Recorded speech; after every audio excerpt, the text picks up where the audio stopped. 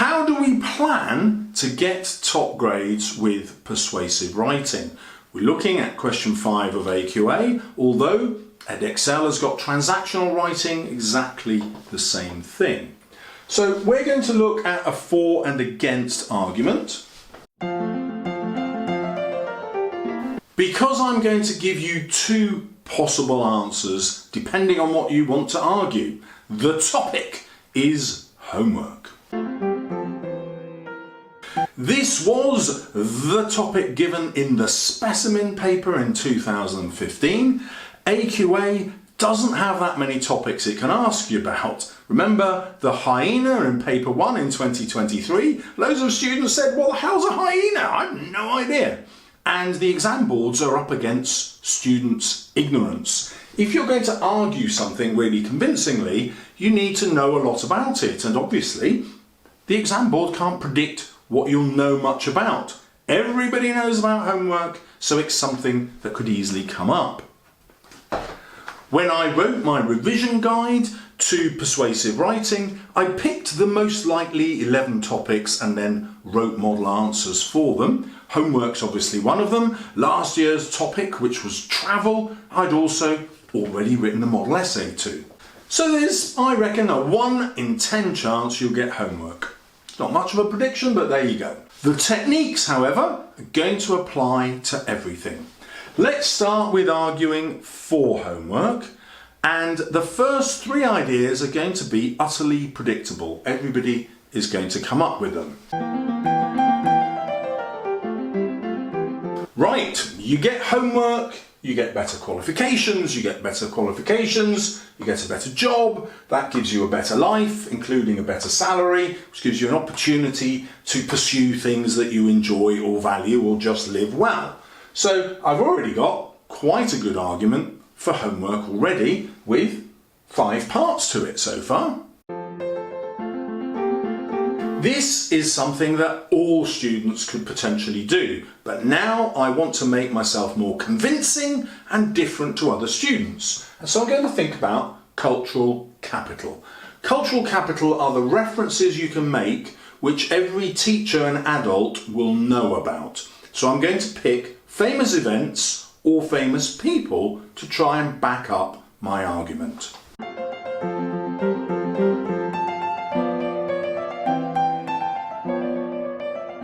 Apologies that these are all male figures, but you use the ones that are available to you.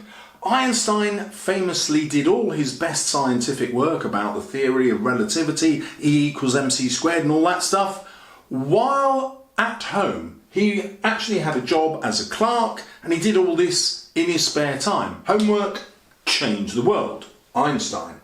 Elon Musk, famous for being a workaholic. He has achieved magnificent things. Remember, I'm arguing for, so whatever I feel about Elon Musk, I'm saying he's a genius, and he's famous for sleeping at work and asking his employees to sleep at work. Not because this is a great idea that I'm saying we should all do, but it shows the power of working more. It's a superpower. You don't just get 10% better, you might get 100% better or 500% better, and Elon Musk's financial expansion across the globe I'm going to use to prove it. Or I've got Bill Gates or Mark Zuckerberg, who both went to Harvard. How did they get into Harvard? Well, they worked like crazy. Obviously, they did their homework and they've been able to change the world. So I'm going big with my arguments here, okay? And I know that 95% of students won't be doing that, even if they've watched this video. So that is going to be a superpower that I'm going to be able to use to convince my readers that homework has an extra value, much beyond just going to school. The next thing I'm going to consider is how the future will be changed. So this was a personal future, but we want to think bigger. How will society be better if we all do our homework?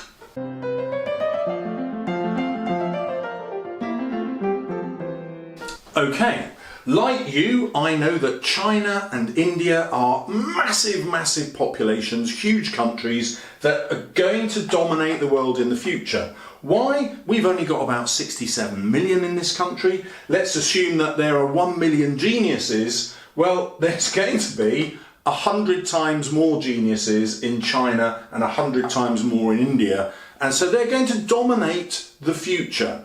How do we become geniuses? Well, we just work harder and no more. That's basically what being a genius is. So if we work harder, we will be able to compete with these huge countries and economies that are going to dominate the future. We therefore need to protect our own futures as a country. Do your homework. We're also preparing students for jobs which aren't invented yet. We can't predict what these jobs will be, but if we teach students, if we teach ourselves to have this kind of growth mindset that if we work hard we will succeed, that is going to be adaptable to every single economic or political situation in the future. We will be able to draw on our resources, our habits of hard work in order to succeed in life. And so it's training for life. We're keeping homework. If we develop these great work habits and we get these qualifications, we're going to be able to preserve our mental health. We won't have to take dead-end jobs, or we won't have to take jobs where we have to work overtime. We'll have that ability to pick and choose jobs which are well paid, that give us the lifestyle, but also the opportunity to be refreshed mentally, to develop friendships, to develop family relationships. We're going to live a better life because we worked a little bit harder when we were young. And then there is the idea of compound interest. So if I save some money today and it earns me 1% every day, over time that 1% adds up to an enormous amount. And it's the same with homework. We put in a little bit of extra effort, but every time we do a little bit more homework, we know a lot more because all our knowledge is connected. And so doing homework is like compound interest of knowledge. That hour that we spend doing will have a bigger and bigger impact the more and more we know, because the better and better we'll be able to do and the better lives we'll be able to lead in the future. Now, no one else is going to be arguing that. This gives me a huge amount that I can use in my essay. Now, you're probably asking me, how many paragraphs, Mr. Salles? Well, you could do 3 massive ones, or you could split these up into 2, or you could split them up into 3, depending on your writing speed in the exam and how much you can actually think of in the time. This is a plan, remember, so you don't have to use absolutely everything in it. It's there to help you so that you don't run out of ideas. The key things, though, is I've started with my first ideas. I didn't care whether they were any good. Then I thought, right, cultural capital, famous stuff that I could put in. Then I thought, right, now, how will that influence the future? Other students will not be doing that. They won't be doing that. They'll be stuck here. And so your answer will be so much better than theirs. Let's now look at how we would do that if we were arguing against homework. Right, here we go. Homework is boring. Everyone's going to argue that. It's probably true.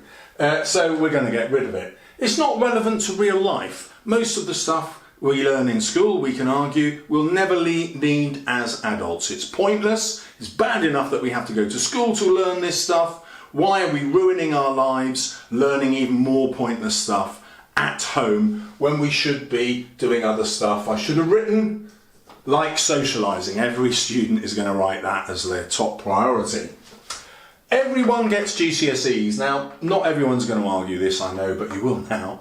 Everyone's going to get GCSEs because that's how the algorithm works. So 75% of students have to get at least a grade 4. That's just how Ofqual works. That's how the exam system works. And so 75% of you are going to get grades that you need to go on and do A-levels. So, you know, why do the extra homework? The bottom 25% of students aren't going to do their homework anyway, are they? Because they're lazy. That's why they get in the bottom 25%.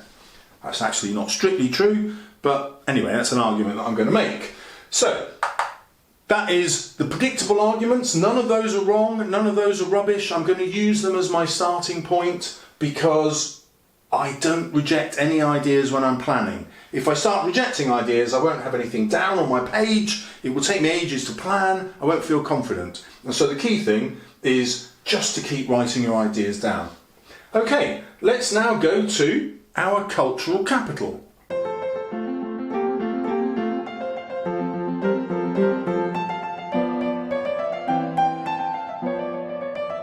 So, I'm going to choose exactly the same figures. That's easy, they're already in my head, but I'm going to make opposite arguments about them. So, Einstein, well, we haven't heard of any more scientists like him, have we? So he is an absolute genius. He is therefore an exception to the rule. So he proves how useless homework is to everybody else, because there are millions of people doing it. We've still only got one Einstein. Homework is not the answer. Elon Musk. It's very easy to portray him as a madman who wants to escape the planet. He's building rockets to take people to Mars. His electric cars are spreading everywhere, but they're eating up the Earth's resources, and electric vehicles actually lead to more pollution because they're heavier and all the particles from the rubber get all over into the atmosphere and we're breathing them in and we're all going to die in the future from cancer. And what else? Oh yeah, lithium batteries in the electric cars can only be found in certain countries like the Congo, so their ecology is just getting completely ruined as big business goes in and completely destroys the country, and so on, yeah? Now, you wouldn't have known that before, but you know it now. And then we've got statistical outliers like Bill Gates and Mark Zuckerberg. There aren't hundreds of these people, although there are dozens, so we could start to argue that they're a good thing. And so instead, we're going to look at how they've corrupted the planet. So Bill Gates has now turned into a good guy, so I'm not going to argue he's corrupting the planet, he's trying to cure malaria. But we can easily argue that Facebook is destroying the world. It's delivering adverts to people to try and change their political views or make them more extremist or make them believe in conspiracy theories, all to make money. And so Zuckerberg is an evil villain.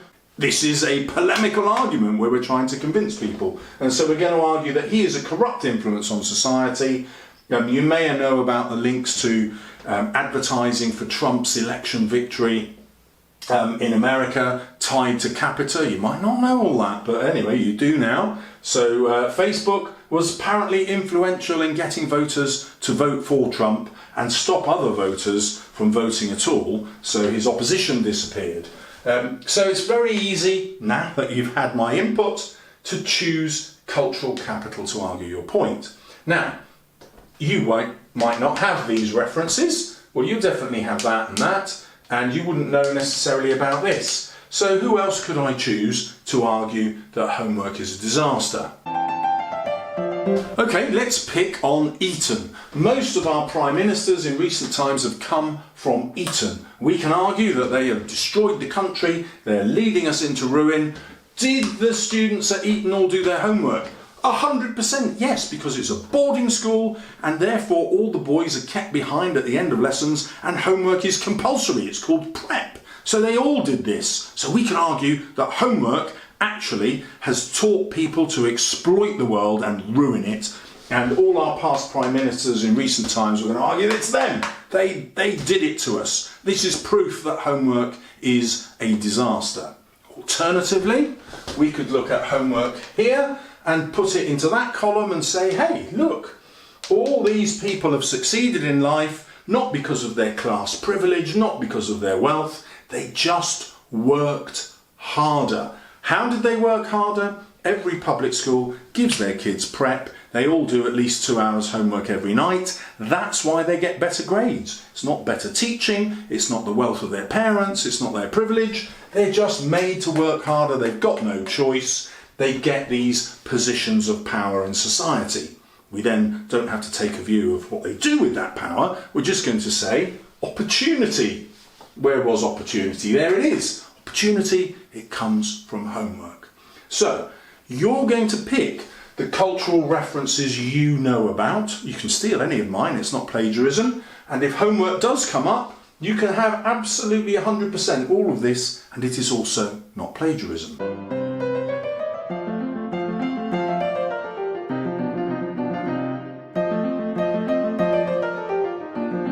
Right, now comes the hard part, the icing on the cake. How will not doing homework make for a better future for society?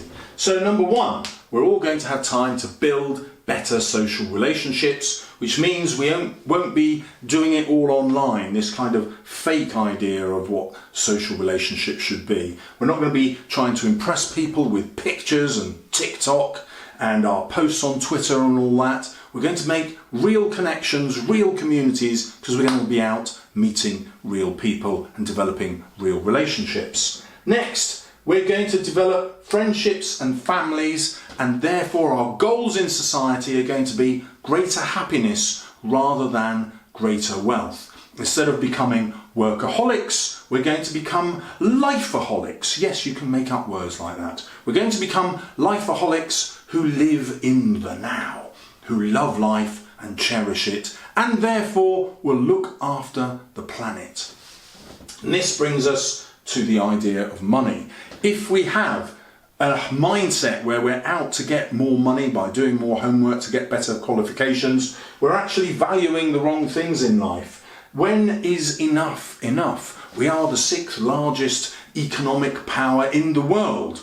So despite what everybody tells you, we are incredibly well off. What if we just took the time to appreciate our world and our country and our planet? If we weren't spending all our time working hard and making more money, actually we would spend less. That means we would consume less. That means the planet wouldn't be raped of its resources at the rate that it is, and we'd have more time to look after it. Climate change would start to disappear because we'd be using less carbon, we'd be travelling less distance, we'd be building fewer industries. So there you have it.